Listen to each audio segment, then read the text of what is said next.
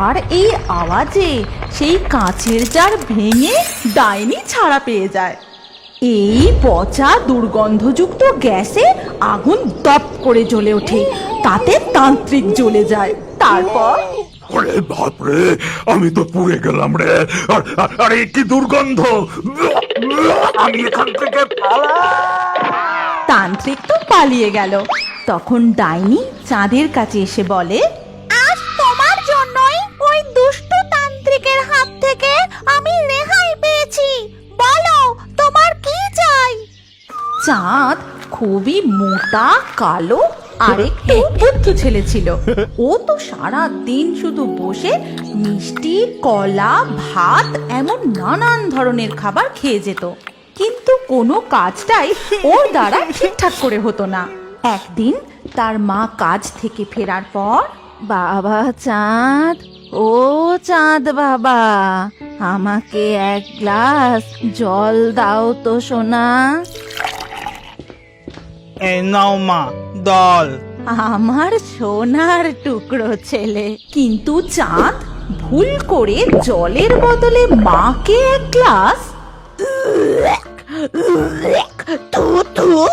এটা কি খাইয়ে দিলি তুই আমাকে? জলের বদলে কেরোসিন! হায় ভগবান, এই ছেলে নিয়ে আমি কি যে করি! ভুল করলে হয়ে গেছে মা। গাধা কোথাকার! তখনই চাঁদ খুব জোরে একটা বেরো, বেরিয়ে যায় এখান থেকে। কি বাচ্চা দুর্গন্ধ! বেরো, বেরো, দূর হয়ে যায় এখান থেকে। কি দুর্গন্ধ রে বাবা! তারপরে চাঁদ ভয় পেয়ে গিয়ে কাঁদতে কাঁদতে বাড়ি থেকে বেরিয়ে পড়ে। বাড়ি থেকে বেরোনোর পর সে দিদির বাড়ি যাবে বলে বাস স্ট্যান্ডে গিয়ে দাঁড়ায়। তখন আমাকে এক প্লেট ডাল রুটি দাও তো। ঠিক আছে, দিচ্ছি। এই নে, এক প্লেট ডাল রুটি। আলু এক প্লেট দাও না গো। আর এইভাবে চাঁদ পুরো 50 প্লেট ডাল রুটি খেয়ে নিল। আরে মোটু, কত খাবি রে? সব তো শেষ হয়ে গেল রে। বিল 1000 টাকা হয়ে গেছে, ওটা দে আগে। বিল তুমি মায়ের থেকে নিও, আমি তোললাম।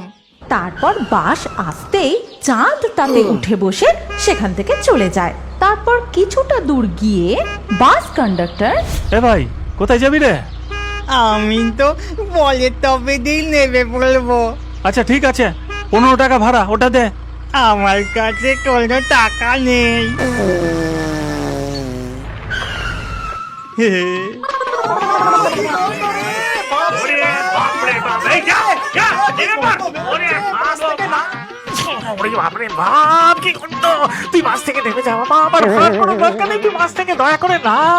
চাঁদ লজ্জায় মাথা নিচু করে বাস থেকে নেমে পড়ে। তারপর পায়ে হেঁটেই সোজা দিদির বাড়ি পৌঁছে গিয়ে উঠোনে দাঁড়িয়ে দিদিকে ডাকতে থাকে। দিদি, দিদি, বাড়িতে আসো নাকি? আরে চাঁদ, এতদিন পরে দিদির কথা মনে পড়লো? আয় ভেতরে আয়। তারপর দুজনে ঘরে ঢোকে এবং চাঁদ দেখে যে তার ভাগনা দীপু বসে খাবার খাচ্ছে। আরে ওই দীপু, দেখ তোর চাঁদ মামা এসেছে। ও চাঁদ মামা, কেমন আছো তুমি? আমি তো ভালো আছি, কিন্তু আমার না খুব খিদে পেয়েছে দিদি। হ্যাঁ হ্যাঁ, তুই দীপুর সাথে বসে খাবার খা, আমি বাজার হয়ে আসছি। দিদি তো বাজারে চলে গেল। এদিকে চাঁদ বসে সব খাবার খেয়ে নিল, এমনকি ভাগনা দীপুর খাবারটাও খেয়ে নিল। আরে খাবার তো শেষ হয়ে গেল। দীপু, বাড়িতে আর কিছু কি খাবার আছে? দে না। মামা, তুমি তো পুরো হাতির মতো খাগো। আমার মনে হয় তোমার না কলার বাগানে গিয়ে কলা খাওয়া উচিত, জানো তো চারু মামা। সবাই আমাকে নিয়ে হাসাহাসি করে, তুই আমার থেকে ছোট হয়ে আমাকে নিয়ে মজা করছিস। আমি এখানে আর থাকবো না, আমি চলে যাচ্ছি। ও মামা, আবার দীপু তো অজ্ঞান হয়ে সেখানেই পড়ে থাকে। এদিকে চাঁদ সেখান থেকে চলে যায়। তারপর সে এক গভীর জঙ্গলে ঢুকে পড়ে, কিন্তু হঠাৎ করেই সেখানে দাঁড়িয়ে সে এক কান্নার আওয়াজ শুনতে পায়।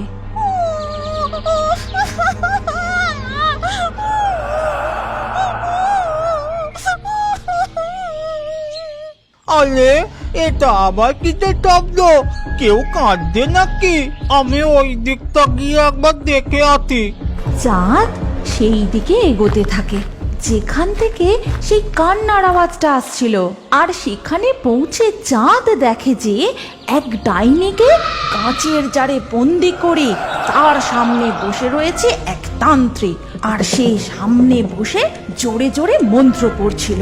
তখনই, ছেড়ে দে আমাকে দুষ্টু তান্ত্রিক, ছেড়ে দে বলছি,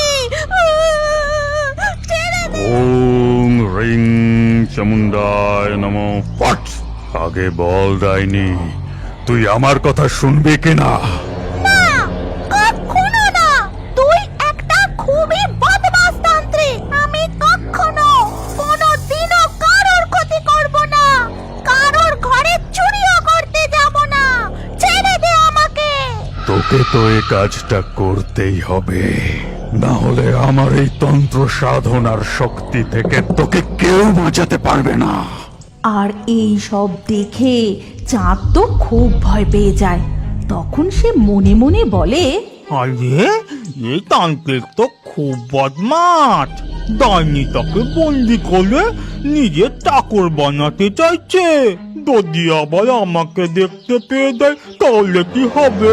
আমি বাবা ঠোঁটে আঙুল দিয়ে চুপ করে এখানে দাঁড়াই। চাঁদ ঠোঁটে তো আঙুল দেয়, কিন্তু আর এই আওয়াজে সেই কাঁচের জার ভেঙে ডাইনি ছাড়া পেয়ে যায়। এই পচা দুর্গন্ধযুক্ত গ্যাসে আগুন দপ করে জ্বলে ওঠে, তাতে তান্ত্রিক জ্বলে যায়। তারপর, আরে বাপরে, আমি তো পুড়ে গেলাম রে। আরে কি দুর্গন্ধ! আমি এখান থেকে তান্ত্রিক তো পালিয়ে গেল। তখন ডাইনি চাঁদের কাছে এসে বলে, আজ তোমার জন্যই ওই দুষ্টু তান্ত্রিকের হাত থেকে আমি রেহাই পেয়েছি। বলো তোমার কি চাই? তারপর চাঁদ ডাইনিকে তার মনের সব দুঃখের কথা খুলে জানায়। তখন ডাইনি, প্রত্যেকের কাছে কিছু না কিছু নিজস্ব ক্ষমতা থাকে, শুধু সেটাকে খুঁজে বার করতে হয়। শোনো, যখনই কোথাও আগুন জ্বালানোর সমস্যা হবে, তুমি শুধু সেখানে গিয়ে বাধা করে দেবে। তারপরে দেখো তোমার দাম বেড়ে যাবে। এখন এই নাও, খাবার খাও। এরপর